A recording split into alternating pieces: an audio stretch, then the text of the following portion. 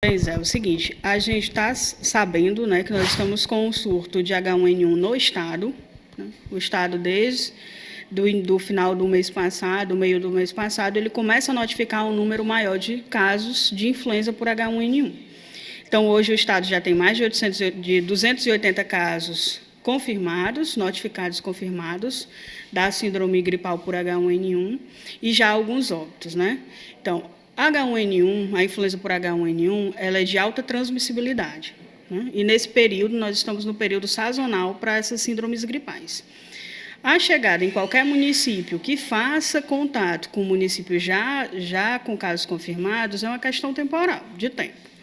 Como está hoje no município, né? Nós tivemos, até agora, não temos nenhum caso confirmado de H1N1 no município. Por que não confirmado?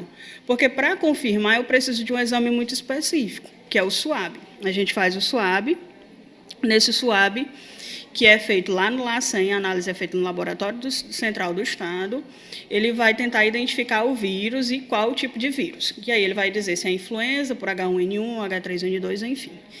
E só aí que eu posso dizer que eu tive ou não um caso. Só por laboratório simples a gente não consegue fechar. O médico não consegue dizer realmente que é H1N1.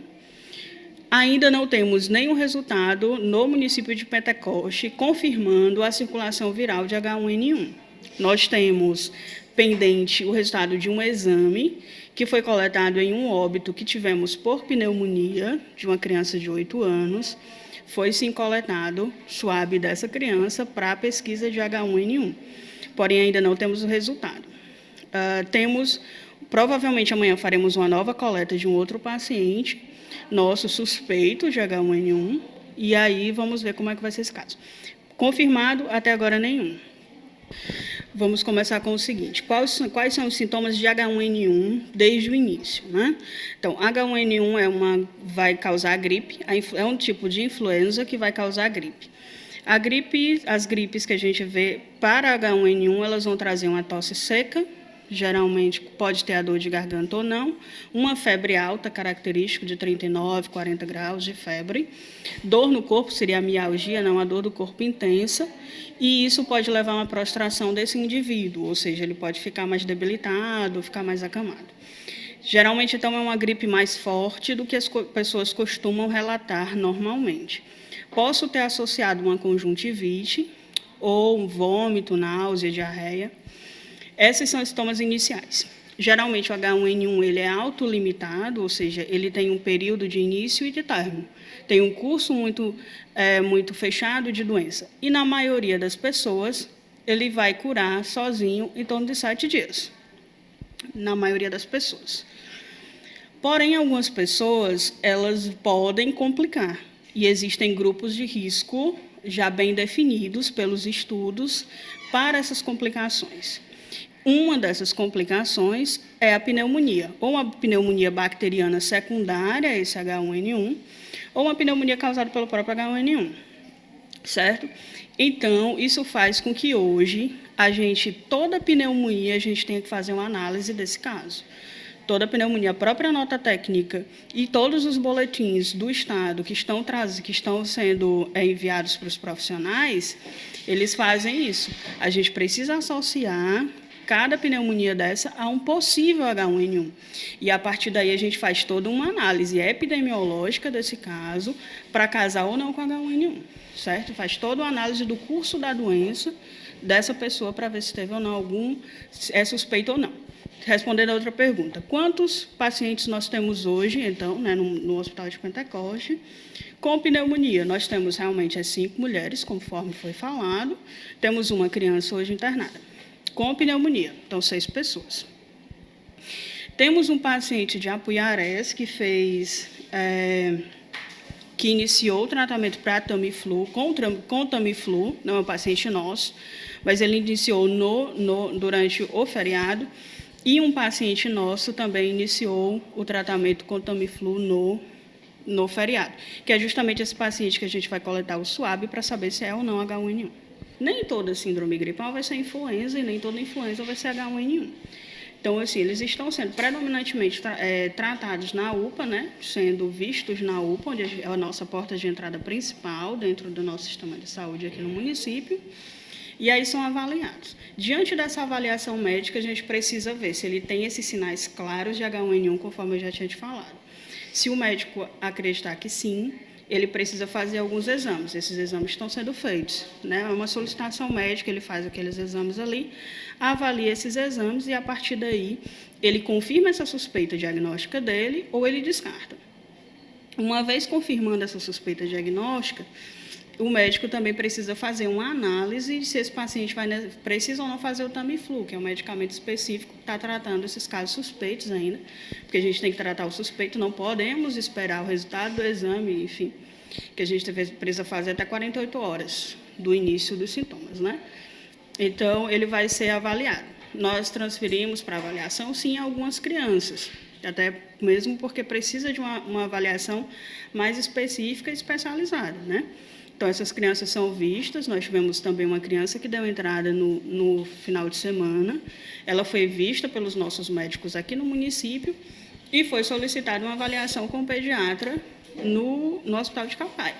Lá foi feita essa avaliação, foi descartado esse H1N1, já na verdade era uma pneumonia, e aí ela retorna para tratamento no nosso município. Bem, o que nós temos que deixar bem claros é a questão de como é feita essa logística da vacina. Imunobiológico, ele é comprado e distribuído sempre pelo Ministério da Saúde. Os municípios, seja ele em todo o Brasil, ele não tem gerência sobre isso. Então, todas as nossas doses, ela vem do Ministério da Saúde. Chegando do Ministério da Saúde, ela passa para o Estado e o Estado faz essa distribuição aos municípios, né? Então, nós recebemos o que o Ministério da Saúde nos manda. Nós, aqui no município, nós temos como função o armazenamento e a distribuição local dessa vacina e a administração sempre conforme as normas do Ministério da Saúde. Nós estamos recebendo as doses de forma fracionada. Então, não está sendo essas doses que nós estamos recebendo, infelizmente, não está contemplando a nossa demanda. Nós recebemos até a semana passada apenas 25% da nossa cota, que é, né, da nossa meta vacinal. Hoje recebemos apenas 1.000 doses, quando nós temos que abastecer 15 unidades básicas de saúde, 15 PSFs, mais o hospital que faz a vacinação das puérperas. Então, assim, não está sendo, infelizmente não está, contemplando a nossa demanda. Porém, a campanha ela vai até o dia 1º de junho. Então, até o dia 1º de junho, o Ministério da Saúde informa que vai mandar todas essas doses que nós precisamos. Então, até o dia 1º de junho, é para ter vacina com essas faltas eventuais, né, infelizmente, nos postos, vacinando o grupo prioritário. Então, assim, a vacinação ela é apenas para grupo prioritário, conforme o próprio Ministério da Saúde já fala. A gente recebe uma nota técnica da própria campanha, um informe técnico da própria campanha, e nesse informe técnico vem dizendo quem a gente vacina e quem é que a gente vacina. As crianças de 6 anos a menores de 5 anos, ou seja, 4 anos, 11 meses e 29 dias, as gestantes em qualquer idade gestacional, os idosos a partir de 60 anos de idade, trabalhador da saúde, professor, né? Nós já fizemos a entrega à Secretaria de Educação dos vouchers de vacinação dos professores, porque eles precisam comprovar que são da rede pública e privada de ensino, e as puérperas, que são aquelas mulheres até 45 dias após o parto. Infelizmente, todas as outras pessoas que não se enquadram nessas pessoas, nesses grupos prioritários, eles não recebem a vacina. Não agora. A partir do dia 5 de junho, se sobrar a vacina dos grupos prioritários, aí será aberto para essa população, para o resto da população.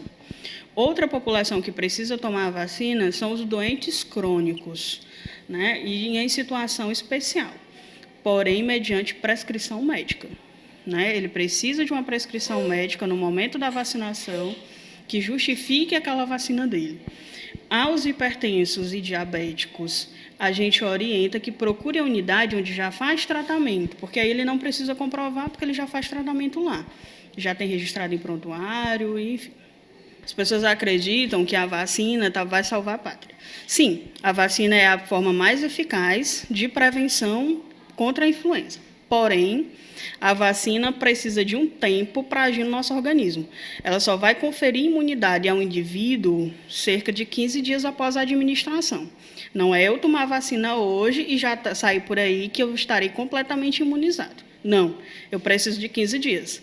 Então, do dia que eu tomei até o dia onde mais ou menos 15 dias da tomada da vacina, eu ainda estou desprotegido, certo? Então, as outras formas de prevenção, elas devem ser tomadas, outras medidas de prevenção. E quais são elas? A gente precisa evitar ao máximo esses grandes aglomerados de pessoas, porque naqueles grandes aglomerados de pessoas vai ter alguém no período de transmissibilidade. E se for para esses locais, se possível, utilizar máscara, tá certo? A máscara cirúrgica, aquela máscara simples, ela é suficiente. Lavar as mãos sempre, sempre, sempre, o máximo possível. Porque muitas das vezes a gente pega na mão de outra pessoa, ou pega em uma bancada que outra pessoa que estava com o vírus acabou pegando e deixando o vírus ali. E a gente acaba levando essa mão à boca, aos olhos, né? Vai coçar o olho, e isso causa também a transmissão. Então, a gente pede que as pessoas lavem as mãos com água e sabão. Se não puder lavar com água e sabão, lava com álcool gel, faz a higiene com álcool gel, aquele álcoolzinho que a gente compra na farmácia, e evitar essa ida à boca, aos olhos, enfim. Se tiver já com alguma síndrome gripal, tiver com o nariz escorrendo, tossindo com febre, tentar, sempre que for tossir, espirrar, utilizar um lenço, papel higiênico descartável, para tentar diminuir essa distribuição de vírus no ambiente. E aí você fez isso, joga no lixo e higieniza suas mãos. Outra coisa seria o não compartilhamento de copos, talheres, como a gente vê por aí. Porque aquela pessoa que tomou água no copo que não foi higienizada adequadamente antes de você, ela pode estar contaminada e te contaminar dessa forma, tá certo? Então, essas são as orientações também, e essas são as orientações que todos nós devemos seguir, independente de estarmos vacinados ou não.